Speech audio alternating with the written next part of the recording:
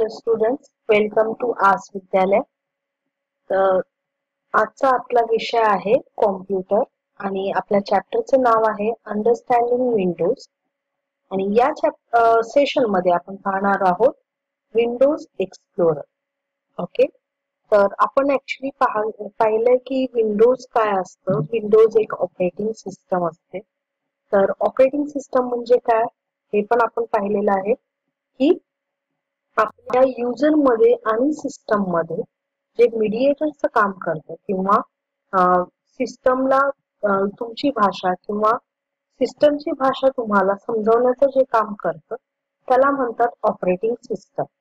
Operating system सोडून आपण कोणतंही काम करू शकत नाही. ठीक आहे, तर विंडोज एक पॉप्युलर ऑपरेटिंग सिस्टम आहे.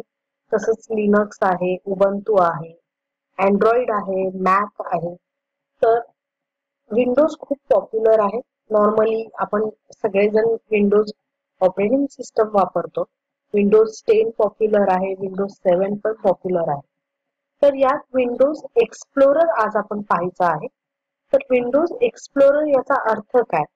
एक्सप्लोरर म्हणजे कोणतीही गोष्ट तुम्ही विस्तृत रीतीने पाहणे, त्याला म्हणतो आपण एक्सप्लोरर.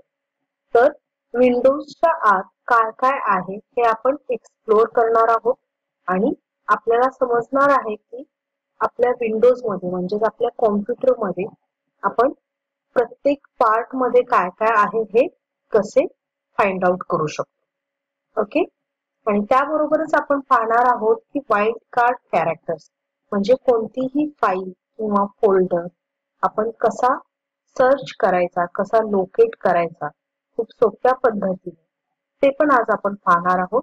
आणि त्याच्यासाठी आपण वाईल्ड कार्ड कॅरेक्टरचा वापर करणार आहोत. ओके, चला तर सुरू करूया. तर हा आहे आपला विंडोज एक्सप्लोरर.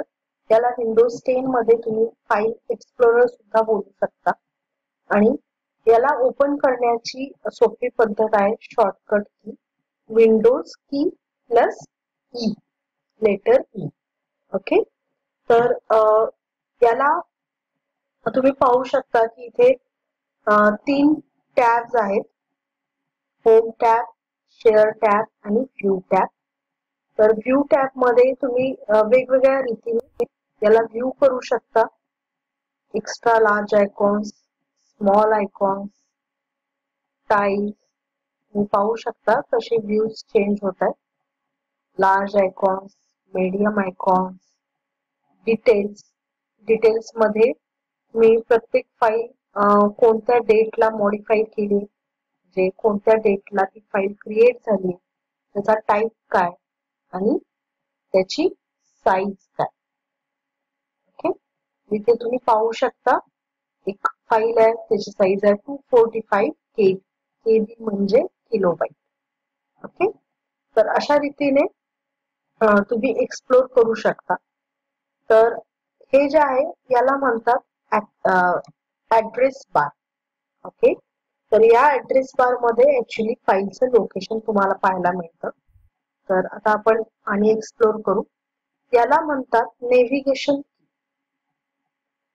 हा जो पार्ट आहे या पूर्ण पार्टला म्हणतात नेव्हिगेशन. सॉरी, नॉट नेव्हिगेशन की, नेव्हिगेशन पेन म्हणतात त्याला.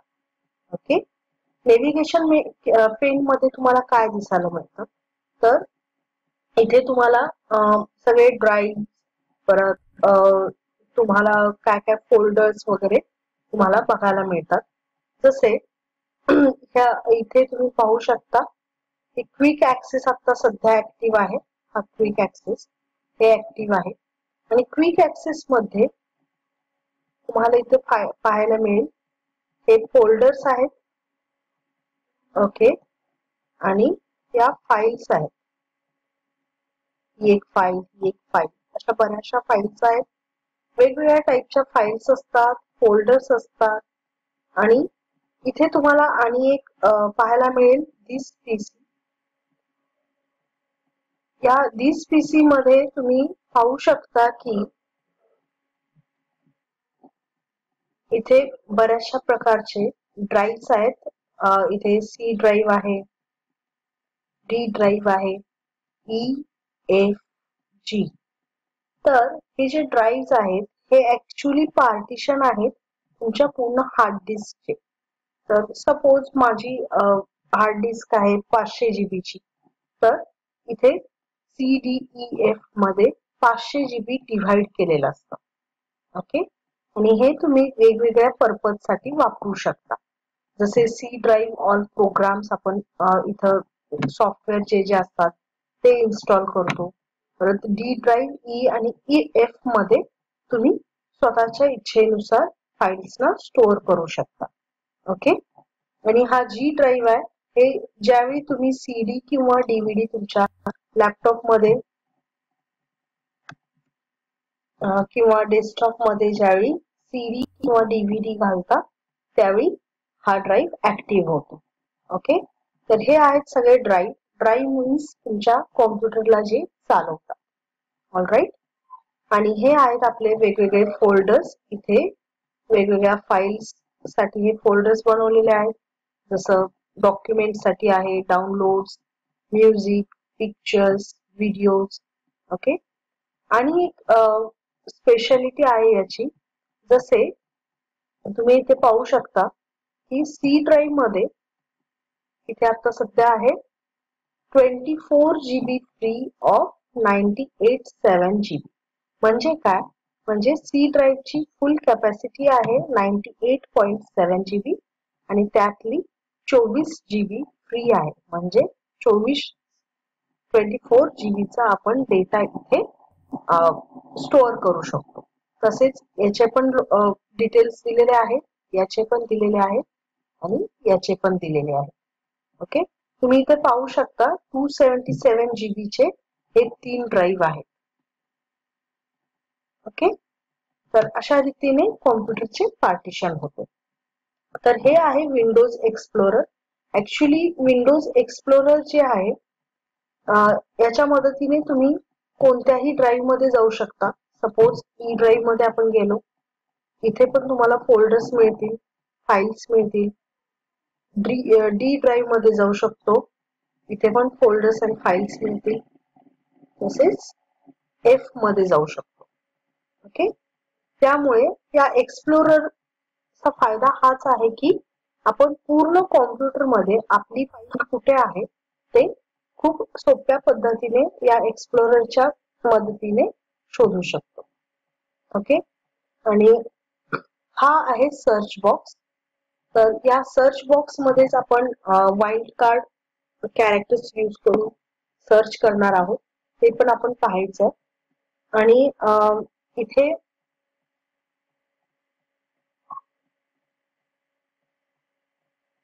व्ह्यू मध्ये तुम्ही इथे सॉर्ट करू शकता. याला सॉर्ट बाय टाईप किंवा sort by total size, free space. Okay, descending अशा ऑर्डर मध्ये हे तुम्ही सॉर्टिंग करू शकता. ओके, आणि प्रत्येक ड्राईव्हचे किंवा फोल्डरच्या तुम्ही प्रॉपर्टीज सुद्धा पाहू शकता. हे जर राईट क्लिक केलं तर इथे प्रॉपर्टीज दिसतात आणि प्रॉपर्टीज मध्ये पहा तुम्हाला काय काय दाखवते. इथे जनरल म्हणजे यूज स्पेस किती आहे, फ्री स्पेस किती आहे, इथे हार्डवेअर, कस्टमाइज, बऱ्याचशा गोष्टी इथे प्रॉपर्टीज मध्ये आपल्याला मिळतात. ओके, तर आता पाहू वाइल्ड कार्ड काय आहे. वाइल्ड कार्ड म्हणजे वाइल्ड कार्ड अक्षरे वापरून फाईल शोधणे. तर वाइल्ड कार्ड अक्षरे काय काय असतात, जसं स्टार आणि क्वेश्चन मार्क. तर इथे लिहिलेलं आहे वाइल्ड कार्ड एक विशेष चिन्हे आहेत जी तुम्हाला फाईल किंवा फोल्डर शोधण्यासाठी वापरली जाऊ शकतात, ज्याचे तुम्हाला नेमके नाव माहित आहे. 2 वाइल्ड कार्ड जसे स्टार आणि क्वेश्चन मार्क आहे, प्रश्नचिन्ह.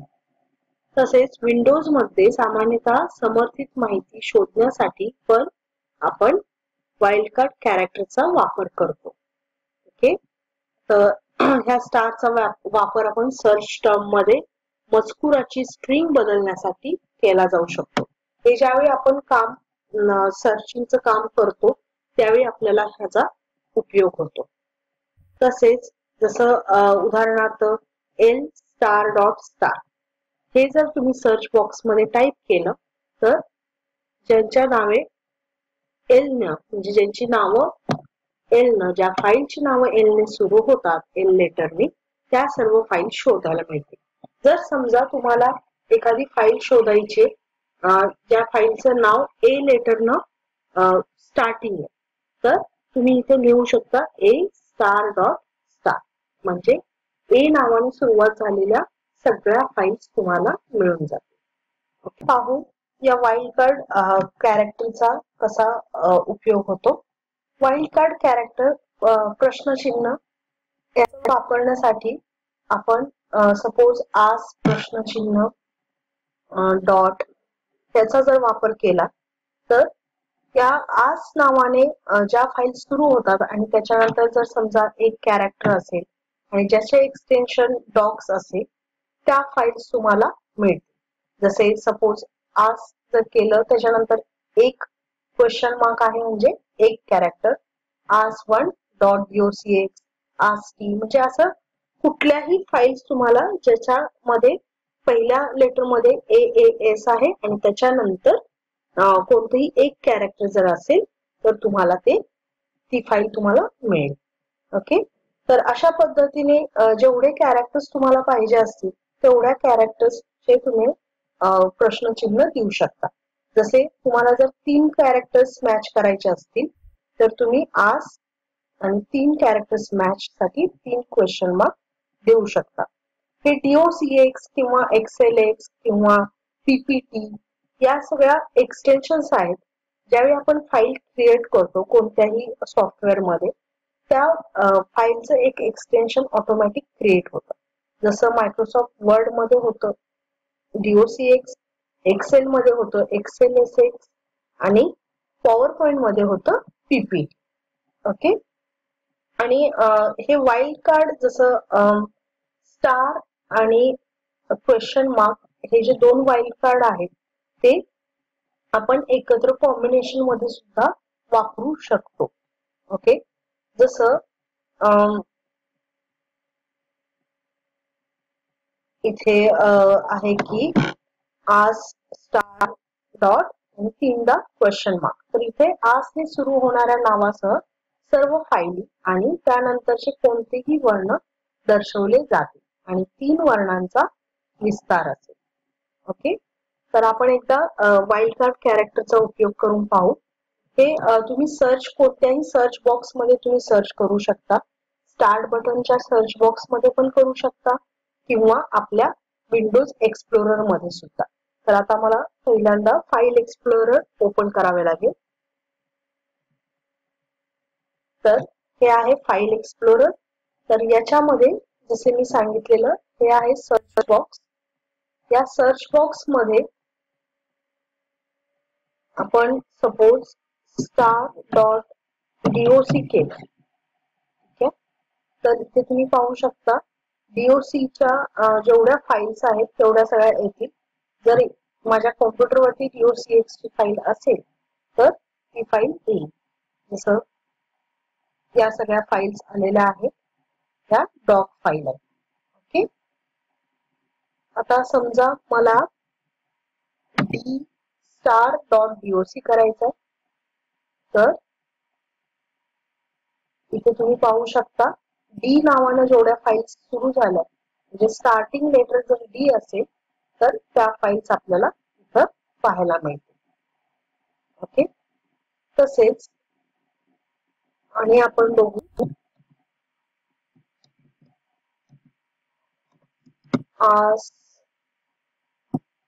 स्टार इथे केलं तर पहा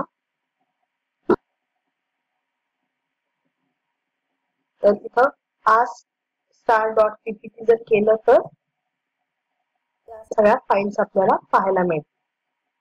ओके, तर अशा पद्धतीने आपण कुठेही जर सपोज आपल्याला कोणत्याही फोल्डर मध्ये किंवा स्पेशली कोणत्याही ड्राईव्ह मध्ये जर सर्च करायचे असेल तेही आपण करू शकतो. तर आज आपण काय शिकलो? आज आपण पाहिलं विंडोज एक्सप्लोररचा यूज आणि wild card characters. Alright, thank you.